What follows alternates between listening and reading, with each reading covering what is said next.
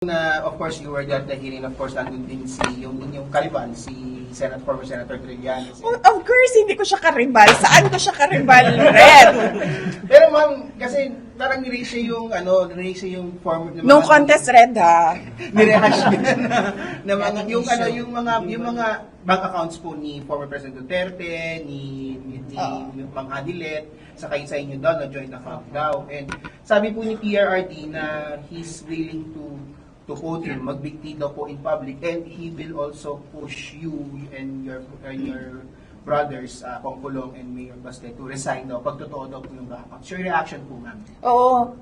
Actually, yung listahan ng bank account na yan, bank accounts, madami yan di ba? Noong, was it 2016 na nilabas? Yes, oo. Hanggang ngayon, may file ako niyan. Kasi nung lumabas yan, isa-isa ko pinuntahan lahat ng bangko. At tinanong ko sila isa-isa sa mga nakapangalan sa akin at yung mga accounts. Meron talagang mga accounts doon na hindi alam ng bangko, hindi ko rin alam, pero nandoon siya sa listahan. So, tinatanong ko yung bangko, bakit may ganito? Sabi nila baka non-existent talaga yan na mga accounts. So, meron akong accounting even nung mga sinasabi nilang transactions, tinanong ko din yan sa bank.